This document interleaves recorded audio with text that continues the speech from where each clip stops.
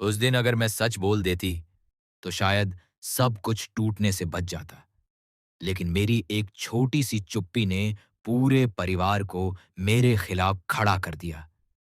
क्या सच छुपाना इतना बड़ा गुनाह हो सकता है कि अपना ही ससुराल में मेरा पहला दिन था। दिल में ढेर सारी उम्मीदें थीं, लेकिन उससे भी ज्यादा डर। हर कोई मुझे देख रहा था, जैसे मैं कोई परीक्षा देने आई हूं। हर कदम सोच समझ कर रख रही थी, हर शब्द तौल कर बोल रही थी। तभी मुझसे एक बहुत बड़ी गलती हो गई, इतनी बड़ी कि अगर मैं उसी वक्त बता देती तो शायद बात वहीं खत्म हो जाती। लेकिन मैंने चुप रहना चुना। मुझे लगा अगर मैंने सच बताया तो सब मुझे बेवकूफ समझेंगे, मुझे डांटेंगे, मेरी हंसी उड़ाएंगे, और इसी डर ने मेरी आवाज छीन ली। कमरे में अकेली बैठी मैं बार बार वही सोच रही थी, काश मैंने ऐसा नहीं किया होता। हाथ कांप रहे थे, दिल तेजी से धड़क रहा था। तभी माँ जी की आवाज आई, जो गुस्से से भरी हुई थी। मैं उनके सामने खड़ी थी, लेकिन मेरी नजरें नीचे झुकी हुई थीं। शब्द गले में ही अटक गए थे। मैंने हिम्मत जुटाकर कहा, माँ, मैंने जो भी किया वो जानबूझकर नहीं किया। प्लीज मुझे माफ कर दीजिए। मैं बस डर गई थी, इसलिए चुप रह गई। लेकिन मेरी बात सुनने के बजाय उनके चेहरे पर और गुस्सा साफ दिख रहा था। उन्होंने कहा कि मैंने उनके प्यार और भरोसे का मजाक उड़ाया है। ये सुनकर मेरा दिल जैसे टूट गया। मैं बार बार यही सोच रही थी कि क्या सच में मेरी गलती इतनी बड़ी थी, या मेरी चुप्पी ने इसे और बड़ा बना दिया। कमरे में मौजूद हर नजर मुझ पर थी, जैसे सब मेरे जवाब का इंतजार कर रहे हों। लेकिन मेरे पास कोई जवाब नहीं था। आंसू आंखों से बह रहे थे, लेकिन कोई उन्हें समझने वाला नहीं था। उस पल मुझे एहसास हुआ कि कभी-कभी गलती से ज्यादा खतरनाक होती है उसे छुपाना। और अब जो तूफान उठ चुका था, उसे रोकना शायद मेरे बस में नहीं था। आगे क्या हुआ?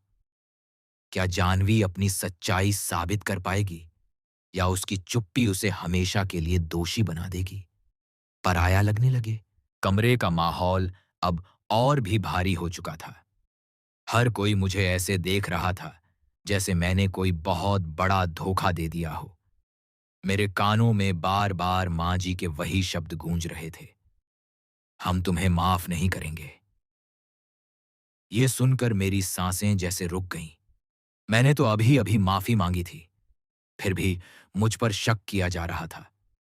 उस पल मुझे खुद पर ही गुस्सा आने लगा। मैं इतनी स्टूपिड क्यों हूं? मैंने सच पहले ही क्यों नहीं बताया? तभी पृथ्वी भैया आगे आए। उनकी आवाज में गुस्सा भी था और निराशा भी। उन्होंने कहा, आप क्या कर रहे हैं? आपकी कोई गलती नहीं है। लेकिन फिर अचानक उन्होंने मेरी तरफ देखकर कहा, लेकिन तुम्हें खुद से शिकायत होनी चाहिए। उनके ये शब्द मेरे दिल में तीर की तरह चुभ गए। मैं समझ गई थी कि अब सिर्फ गलती का सवाल नहीं था, अब बात भरोसे की थी, जो शायद मैंने खो दिया था।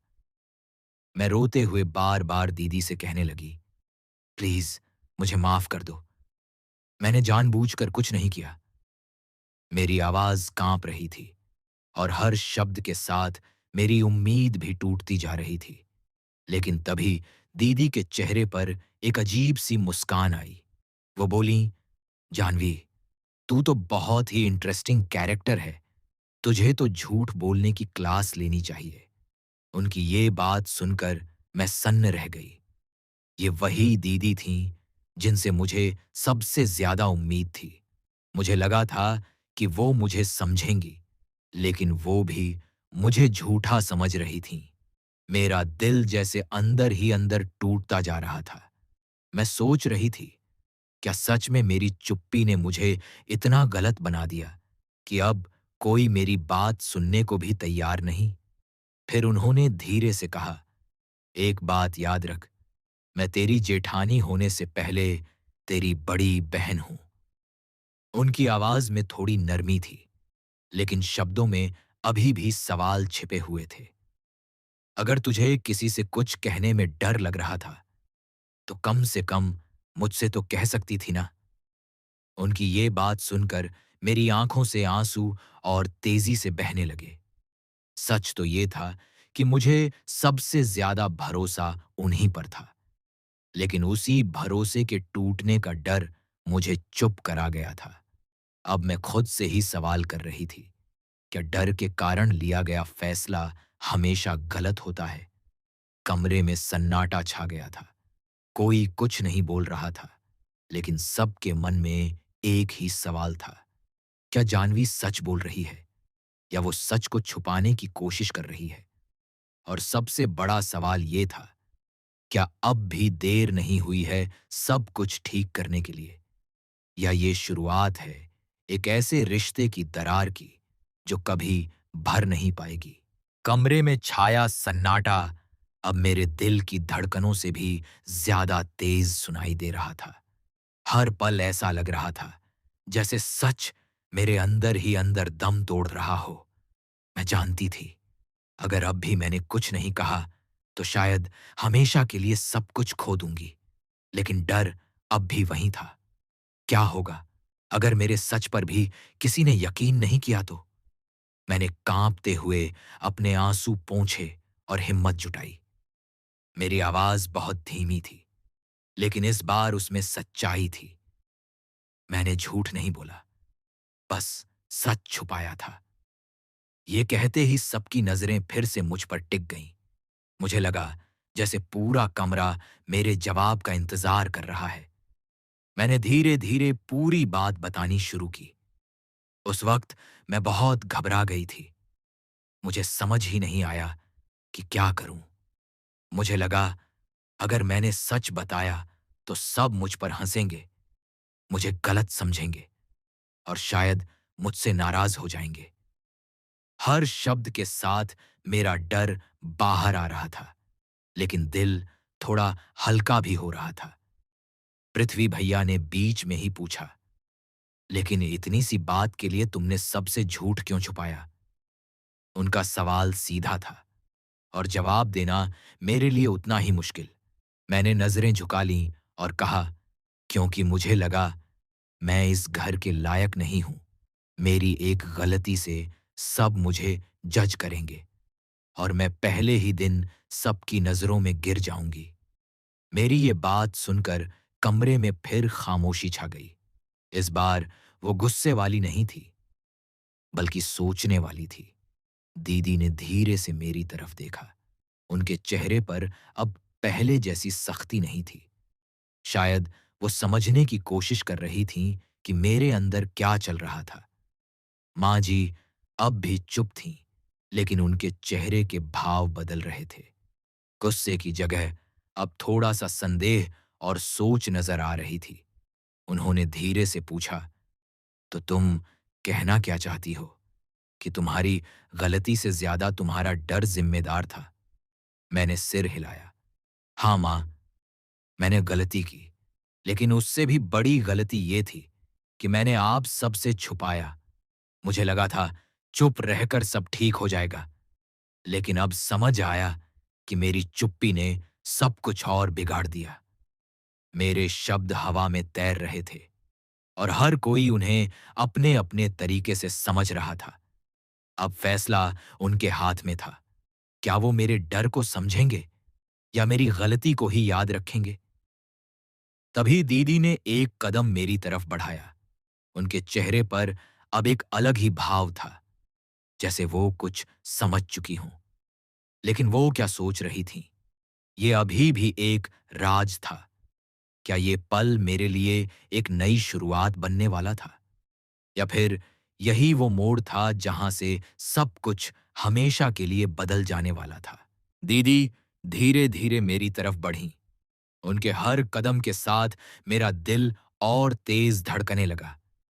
मुझे समझ नहीं आ रहा था कि अब क्या होने वाला है। क्या वो मुझे डांटेंगी, या शायद आखिरी बार समझाने की कोशिश करेंगी।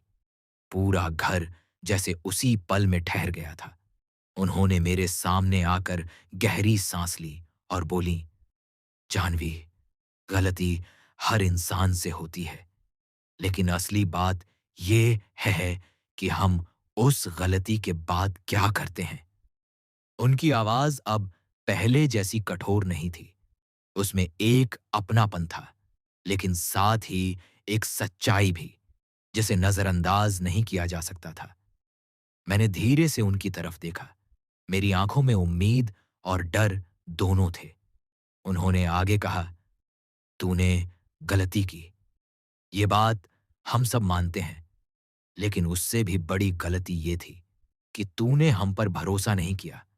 अगर तू उसी वक्त सच बता देती, तो शायद बात इतनी आगे नहीं बढ़ती। उनके शब्द मेरे दिल को छू रहे थे, लेकिन इस बार वो चुभ नहीं रहे थे। वो मुझे समझा रहे थे। मैंने सिर झुका लिया और धीरे से कहा, मुझे लगा था आप लोग मुझे गलत समझेंगे। तभी माँ जी ने पहली बार थोड़ा नरम होकर कहा, गलतियां हमें नहीं तोड़ती बेटा, लेकिन छुपाना रिश्तों को जरूर तोड़ देता है।